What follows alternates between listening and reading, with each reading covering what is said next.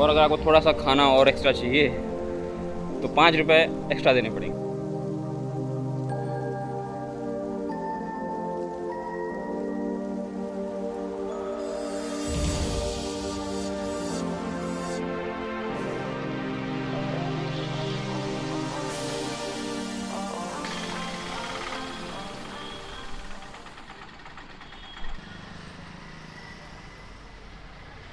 नमस्कार, मैं हूं इस वक्त श्री सोमनाथ ट्रस्ट के कैंटीन में और फ़िलहाल मुझे लगी थी भूख, तो एक थाली मैंने ऑर्डर की। ये ऑर्डर हुई थाली लगभग मुझे 70 रुपये की पड़ी और इसमें मुख्यतः चावल, दाल, 2 सब्ज़ियाँ और खमण, गुजराती में इसे खमण बोलते हैं और पहली बार से खाऊंगा, टेस्ट करूँगा।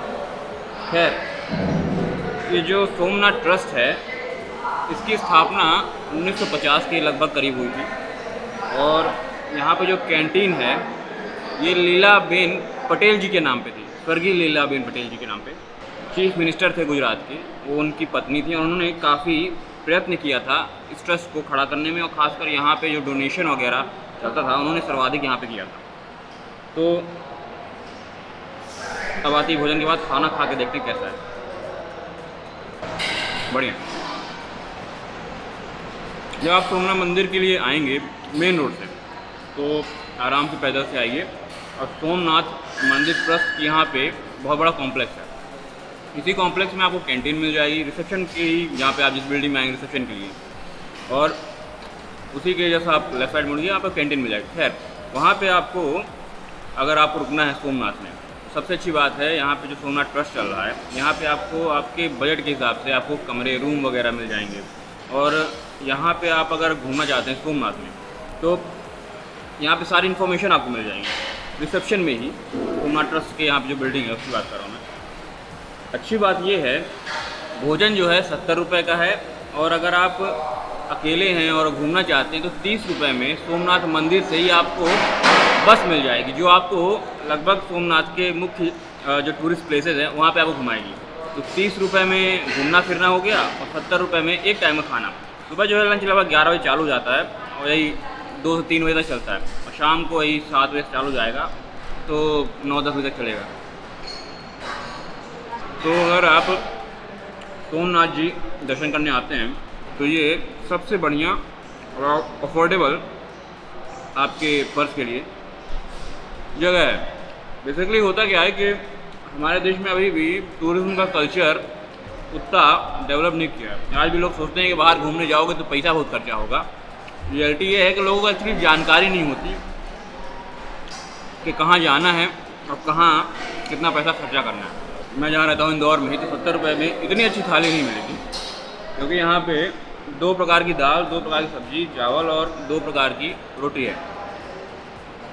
मसाला रोटी है, जिससे पहले मैं जो खा रहा था वो नॉर्मल रोटी है। तो यहाँ का ट्रेडिशनल फूड खमण, शायद ढोकला बोलते हैं इसको, ढोकला बोलते हैं, सुना होगा आपने नाम।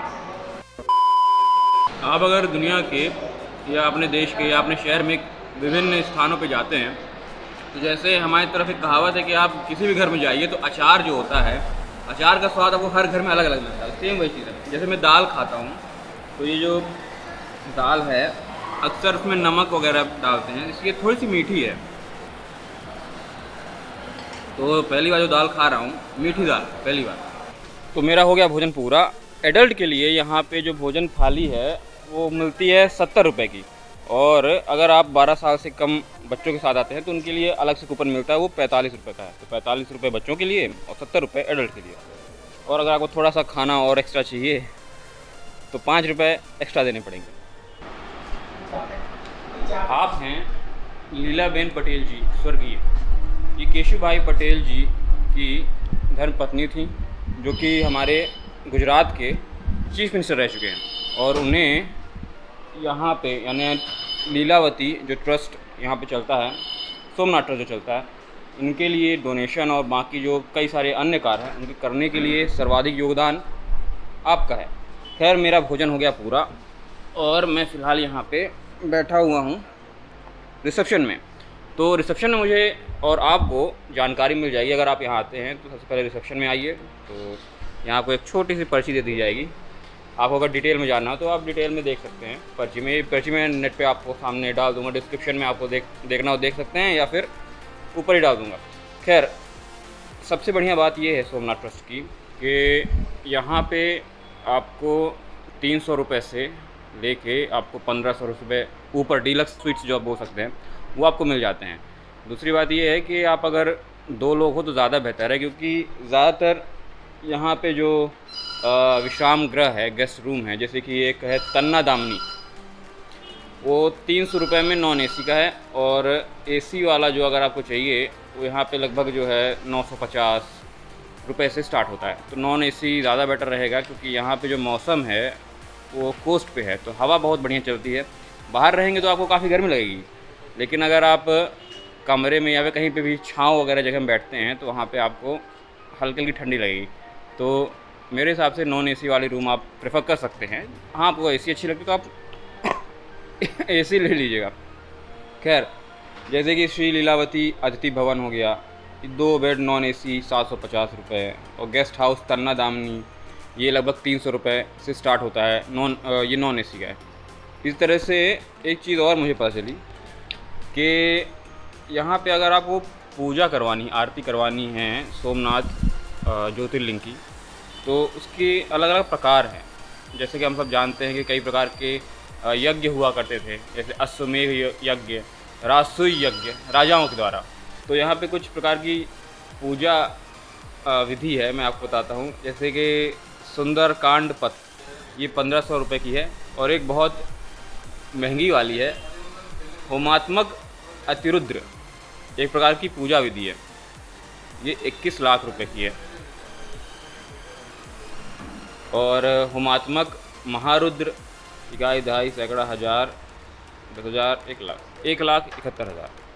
इस तरह से कई सारे और भी पूजा विधियाँ हैं, जैसे कि ब्राह्मण भोजन 150 रुपये, आवर्तन 150 रुपये, बिलवा पूजा 1500 रुपये।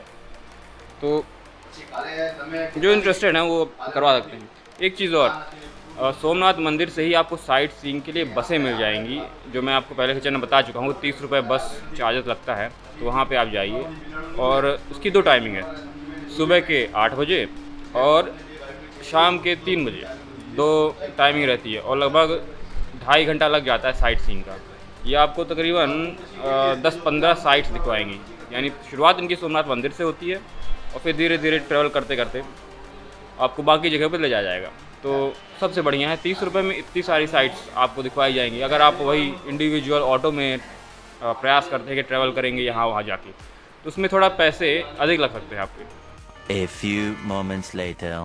अतिथि भवन मेरे पीछे, उसका हो गया टूर पूरा। और इसी से अगर आप मेन गेट में निकलेंगे, हो रहा ठीक बाएं तरफ आप निकल जाइए तो सोमनाथ टेम्पल पड़ जाएगा, और सीधे अगर आप दाएं तरफ निकलेंगे यहाँ से तो मेन रोड आपको मिल जाएगी, लगभग 400 मीटर के आसपास है। और कुछ दूर चलने के बाद आपको सोमनाथ का रेलवे स्टेशन। तो मेरा रिकमेंडेशन यही है, एक बार सोमनाथ अतिथि भवन आप ज़रूर आएँ। यहाँ पे अफोर्डेबल रेट से आपको रूम मिल जाएंगे, खाना मिल जाएगा, और एक तरह से टूर हो जाएगा। बट कोई ऐसे त्यौहार होते हैं वहाँ पे, उसके हिसाब से आप आते हैं त्यौहार के समय में, तो यहाँ पे रूम अवेलेबल आपको बहुत कम होगा, ठीक है, क्योंकि रूम भी यहाँ पे लिमिटेशन है। और त्यौहार के समय जैसे कि शिवरात्रि वगैरह होती है, तो यहाँ पे काफ़ी सारे टूरिस्ट आते हैं। तो प्रयास ये करिएगा कि ऑनलाइन बुकिंग करिएगा, क्योंकि यहाँ पे ऑनलाइन बुकिंग अवेलेबल है। आप आराम से ऑनलाइन बुक करिए और फिर यहाँ पे आइए। होप ये छोटा सा वीडियो आपको थोड़ा बहुत हेल्प करेगा, आपके पैसे बचाने खासकर, क्योंकि अगर आप घूमना चाहते हैं तो ऐसी जगहों में जितना हो सके पैसे आप बचाएं और अन्य जगहों पे लगाएं तो ज़्यादा बेहतर होगा। होप ये वीडियो आपको थोड़ा बहुत हेल्प करेगा सोमनाथ जी दर्शन के लिए। मिलते हैं नेक्स्ट विजिट में, तब तक अपना और अपने परिवार का ख्याल रखिए। जय हिंद, जय भारत।